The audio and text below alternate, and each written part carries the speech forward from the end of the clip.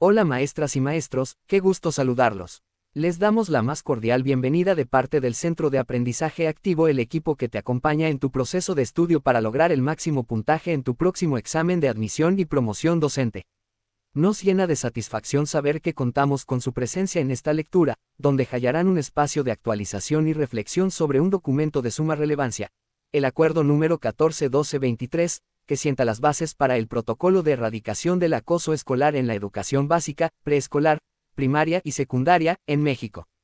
Queremos invitarles a suscribirse a nuestro canal, dejarnos un me gusta, y, sobre todo, a compartir este material con sus colegas, familiares y amigos que puedan encontrar utilidad en su contenido. El Acuerdo número 14-12-23 se publica con el propósito de emitir los lineamientos para el protocolo de erradicación del acoso escolar en educación básica, en los niveles de preescolar, primaria y secundaria, en México. Este documento jurídico normativo responde a la necesidad de atender de manera sistemática y eficaz los casos de violencia que se presentan en el entorno escolar y que impactan de manera directa en el desarrollo y bienestar de la niñez. A lo largo del texto, se subraya el deber de las autoridades educativas, tanto federales como estatales y municipales, de garantizar entornos libres de violencia, promoviendo al mismo tiempo estrategias de prevención, atención y seguimiento para proteger a las víctimas de acoso escolar, mejorar la convivencia y consolidar una cultura de paz. El acuerdo hace eco de las disposiciones de la Constitución Política de los Estados Unidos Mexicanos, la Ley General de Educación, LGE, la Ley General de los Derechos de Niñas, Niños y Adolescentes, LGDNNA, y otros ordenamientos. El documento define las formas de acoso escolar, entre las cuales se encuentran el acoso físico, el acoso verbal, el acoso socioemocional y el ciberacoso, cada uno con características específicas, pero compartiendo el rasgo de la intencionalidad, la repetición y la desigualdad de poder. Dichas conductas se distinguen de otros tipos de agresiones o conflictos escolares por su persistencia y los efectos perjudiciales que ejercen sobre la salud física, mental y emocional de quien las padece. Entre las disposiciones centrales se incluyen los principios rectores, como el interés superior de la niñez, la no discriminación, la inclusión, la igualdad sustantiva, la confidencialidad y la no revictimización. De igual modo, se incorporan enfoques transversales tales como el enfoque humanista, el enfoque de derechos humanos, la perspectiva de género y el enfoque comunitario, que deben guiar tanto la redacción de protocolos locales como su implementación en cada centro educativo. Además, se detallan las obligaciones de las autoridades educativas locales, AEL, para la formulación de un protocolo de erradicación del acoso escolar que, además de organizar y armonizar la normativa, impulse la colaboración con otras instancias gubernamentales y de la sociedad civil, y aplique medidas preventivas como difusión de un marco de convivencia que defina responsabilidades y derechos de todas las partes implicadas, alumnado, personal docente, directivo y de supervisión, madres, padres y tutores.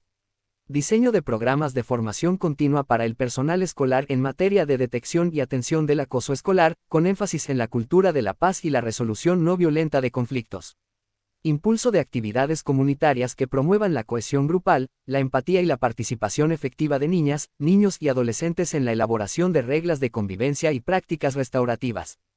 Generación de estrategias de canalización a instituciones especializadas en el ámbito de la salud, la justicia y la protección de derechos humanos, en aquellos casos que trasciendan la competencia o posibilidades de actuación de la escuela.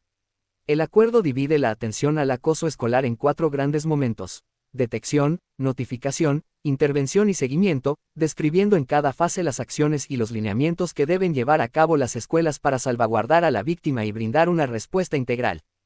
Por último, se incorporan las medidas de no repetición, concebidas para garantizar que los actos de violencia no vuelvan a ocurrir y que se fortalezcan los valores, el diálogo y el respeto dentro de la comunidad educativa.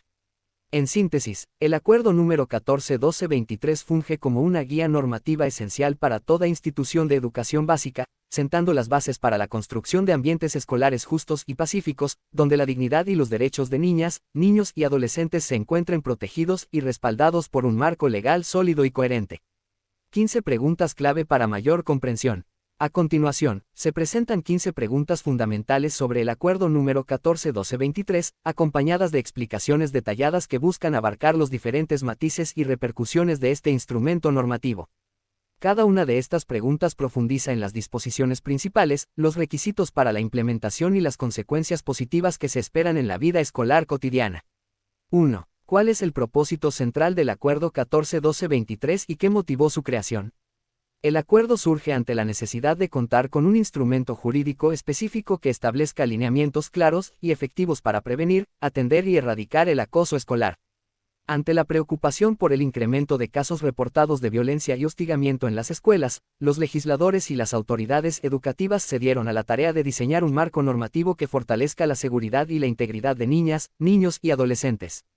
Además, el acuerdo se alinea con los principios establecidos en la Constitución y en tratados internacionales sobre derechos humanos, haciendo hincapié en el interés superior de la niñez, el respeto irrestricto de la dignidad humana y la responsabilidad del Estado de garantizar condiciones óptimas para el aprendizaje y la convivencia pacífica.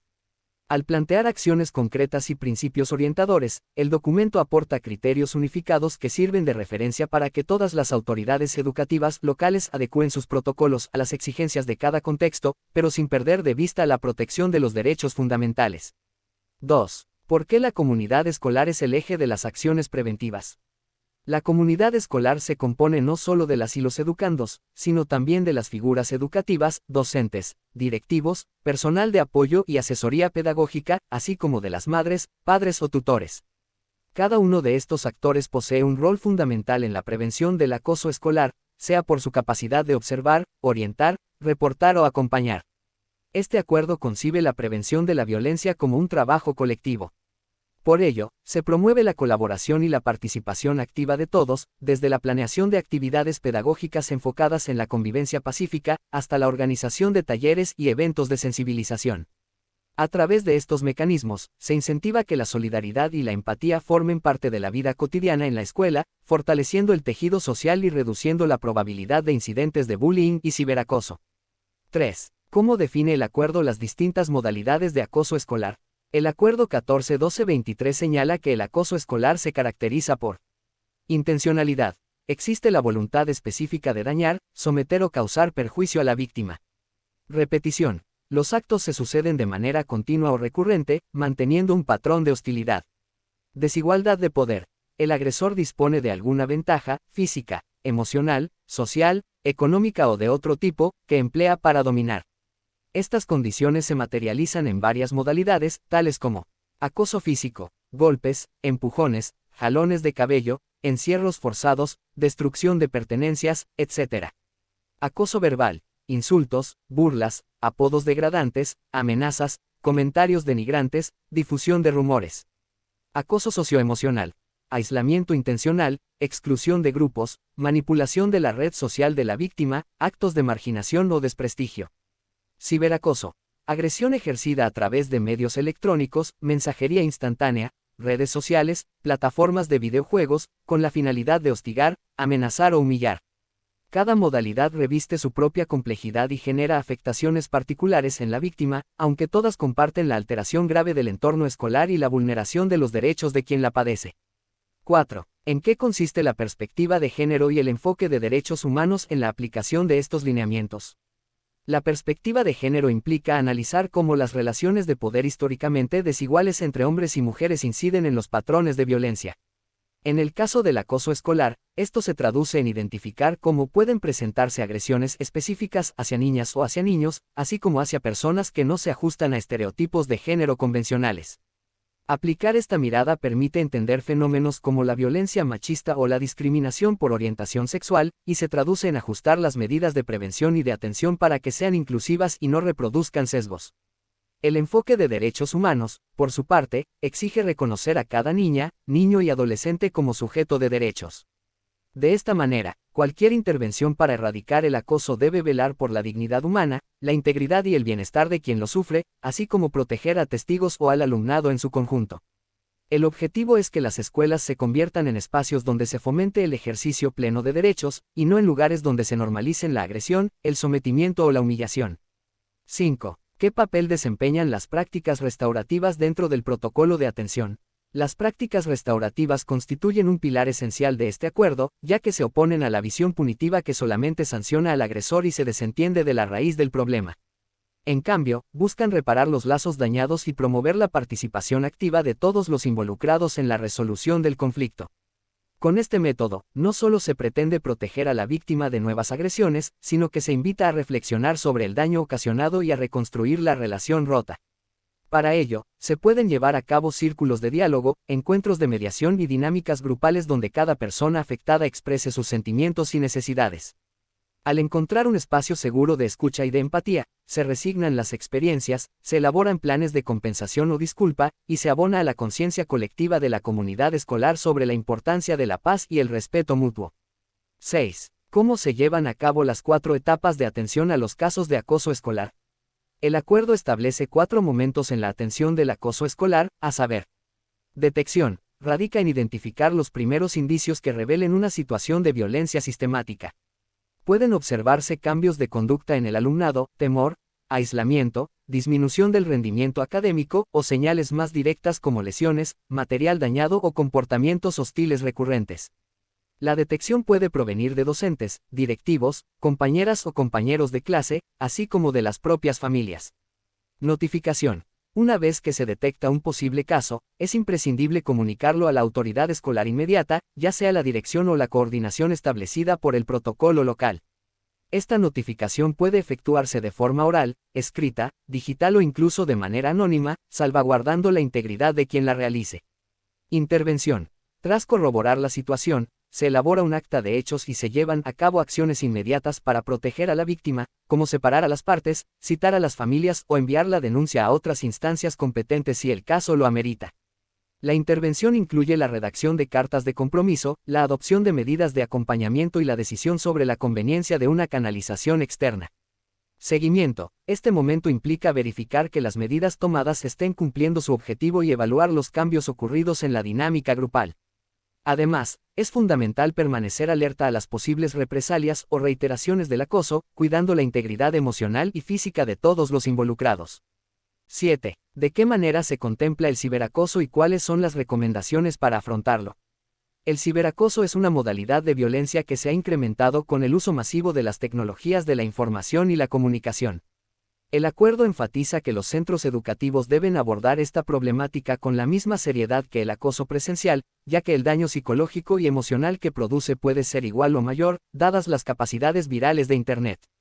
Las recomendaciones incluyen: formar a la comunidad educativa en el uso responsable y seguro de la tecnología. Registrar o documentar las evidencias del ciberacoso, capturas de pantalla, enlaces, mensajes, antes de que se eliminen.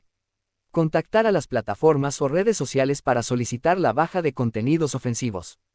Canalizar el caso ante las autoridades competentes cuando se trate de delitos que requieran investigación, amenazas, divulgación de material íntimo, etc. 8. ¿Por qué es tan relevante la formación continua de docentes y directivos en materia de acoso escolar? La formación continua garantiza que las figuras educativas estén preparadas para reconocer, gestionar y prevenir situaciones de acoso, lo que implica competencias socioemocionales, habilidades de mediación y conocimiento de la normativa vigente. Un docente capacitado podrá detectar sutiles cambios de actitud en su grupo, entender las causas estructurales de la violencia y, de ser necesario, intervenir de manera oportuna con estrategias que promuevan el diálogo y la resolución pacífica de conflictos. Sin embargo, la formación no solo debe ser técnica, sino también ética y empática. Incluir contenidos sobre el respeto a la diversidad, la igualdad de género y los enfoques de justicia social ayuda a reconstruir entornos escolares donde el aprendizaje fluya de forma armónica y se generen lazos de solidaridad. 9. ¿Qué función cumplen las medidas de no repetición dentro de este protocolo? Las medidas de no repetición buscan, en primer lugar, evitar que las mismas condiciones que dieron origen al acoso se reproduzcan. Una vez concluido el proceso de atención, que incluya la intervención y el seguimiento, es vital consolidar una cultura escolar orientada a la colaboración y la sana convivencia. Para ello, se recomiendan acciones como: fortalecer la formación en competencias socioemocionales, autocontrol, empatía, comunicación asertiva. Revisar periódicamente las normas de convivencia, permitiendo la participación de las y los estudiantes en su elaboración. Implementar proyectos escolares que promuevan el trabajo cooperativo, la ayuda mutua y el reconocimiento de la diversidad. Generar espacios de expresión y escucha activa, como asambleas de aula, debates o círculos de diálogo. 10. ¿Cómo se maneja la responsabilidad de las figuras educativas cuando se denuncia negligencia? El acuerdo contempla la posibilidad de que existan quejas por falta de actuación o omisiones de parte de las figuras educativas. De hallarse evidencias de que un docente o directivo fue negligente en la atención del acoso, la autoridad correspondiente debe iniciar un proceso de investigación bajo los principios de presunción de inocencia y debida diligencia. Si se llega a confirmar la negligencia, se aplicarán las sanciones administrativas o legales establecidas en la normatividad local o federal, dependiendo de la gravedad y consecuencias de la omisión. En todo caso, se procura que el personal reciba la capacitación y el acompañamiento adecuados para evitar repetir conductas negligentes en el futuro. 11. ¿Qué ventajas conlleva la coordinación interinstitucional que promueve el acuerdo? La coordinación interinstitucional se concibe como un elemento indispensable, puesto que las escuelas no siempre cuentan con los recursos especializados para atender casos complejos de acoso que pueden derivar en lesiones, afectaciones psicológicas profundas u otras situaciones que rebasan el ámbito estrictamente escolar. Al trabajar de manera articulada con autoridades de salud, procuración de justicia, defensorías de derechos humanos y otras dependencias, se facilita la canalización inmediata de víctimas a servicios médicos o psicológicos. El acceso a la justicia, cuando existan delitos que deban investigarse, lesiones graves, amenazas, extorsión. La adopción de medidas de protección urgentes para la víctima o para la comunidad escolar si el caso así lo amerita. El intercambio de información para fortalecer la detección temprana de problemas y la elaboración de estrategias de prevención más efectivas. 12. ¿Por qué es esencial el involucramiento de madres, padres y tutores en las fases de seguimiento? El papel de las familias es insustituible en la construcción de entornos seguros para las niñas, niños y adolescentes. Durante la fase de seguimiento, se requiere que madres, padres y tutores participen activamente en el cumplimiento de acuerdos, supervisen cambios de conducta y colaboren con las autoridades escolares en el diseño de planes de apoyo. En el hogar, es fundamental que la familia muestre coherencia con los valores de respeto y empatía, fomentando canales de diálogo donde las y los estudiantes puedan expresar sus dudas, miedos o inseguridades sin temor a ser juzgados. Además, la comunicación continua con la escuela genera un frente común que refuerza la efectividad de las estrategias establecidas. 13. ¿Cómo se promueve la participación de los testigos o espectadores de acoso? Para contrarrestar la figura del espectador pasivo, el acuerdo insiste en la importancia de la denuncia como mecanismo clave. Se alienta a que quienes observan situaciones de violencia se animen a informar a una autoridad educativa, garantizando la confidencialidad y la protección de su identidad. A su vez, se recomiendan dinámicas de sensibilización que ayuden a las y los estudiantes a tomar conciencia de que su silencio puede perpetuar la violencia y que, en cambio, su solidaridad activa tiene el potencial de salvaguardar la integridad de una persona vulnerada. La instrucción de docentes y directivos en la atención respetuosa de denuncias o quejas facilita que la comunidad confíe en el sistema y se erradiquen los temores a represalias. 14. Se contemplan medidas para proteger la dignidad de quien ejerce el acoso. El acuerdo establece que, si bien existe un responsable de conductas agresivas, el enfoque en todo momento es de protección integral y respeto a los derechos humanos. Por tanto, no se pretende exponer ni exhibir públicamente al agresor, sino reorientar sus conductas a través de la reflexión, la formación y la participación en prácticas restaurativas. La sanción debe ser proporcional y acorde a la normativa, evitando humillaciones o acciones que reproduzcan violencias adicionales. El objetivo último es que la persona que ejerce el acoso asuma responsabilidad y comprenda la magnitud del daño causado, sin que ello implique que se vulneren sus demás derechos fundamentales. 15. ¿Cuál es la importancia de contar con un registro estadístico de casos de acoso y ciberacoso? Llevar un registro pormenorizado de los casos detectados y atendidos ofrece múltiples beneficios. Identificación de patrones. Permite ubicar si hay escuelas, zonas o regiones con mayores tasas de incidencia y qué tipos de acoso predominan. Diseño de políticas focalizadas. Con esa información, las AEL pueden destinar recursos y elaborar estrategias específicas que respondan a las problemáticas más urgentes. Evaluación de la eficacia. Al comparar la información del antes y el después de la implementación de los protocolos, se mide la efectividad de las intervenciones y se pueden proponer ajustes. Transparencia y rendición de cuentas. Es fundamental para demostrar que existe un seguimiento real a las quejas y denuncias, y que el Estado cumple con su responsabilidad de proteger a la infancia. El acuerdo número 14-12-23 es, sin lugar a dudas, un avance significativo en el marco normativo mexicano, enfocado en proteger y garantizar el derecho de niñas, niños y adolescentes a una educación libre de violencia. Al articular disposiciones que cubren la prevención, la atención y el seguimiento de casos de acoso, se refuerza la visión de un sistema educativo que no solo imparte conocimientos académicos, sino que también moldea valores cívicos y sociales esenciales para la formación de ciudadanas y ciudadanos responsables, empáticos y solidarios. El documento enfatiza la corresponsabilidad. La seguridad y el bienestar de la niñez es tarea de toda la comunidad escolar y también de las autoridades pertinentes, incluidas aquellas de carácter sanitario, legal y de defensa de los derechos humanos. La colaboración interinstitucional presentada en el acuerdo favorece la construcción de redes de apoyo sólidas, las cuales permiten responder con inmediatez a casos graves, canalizar a las víctimas hacia la atención que necesitan y encaminar a quienes ejercen la violencia a dinámicas reeducativas que fomenten el cambio de conducta. Uno de los elementos más valiosos de esta regulación es la consideración de los enfoques transversales. Se procura la inclusión, la igualdad de género, el enfoque de derechos humanos y la perspectiva del interés superior de la niñez. Tal multiplicidad de miradas contribuye a que las soluciones sean más incluyentes, personalizadas y eficaces. Asimismo, el recurso a las prácticas restaurativas resulta clave para reforzar la cohesión escolar y sanar las heridas emocionales que deja la violencia.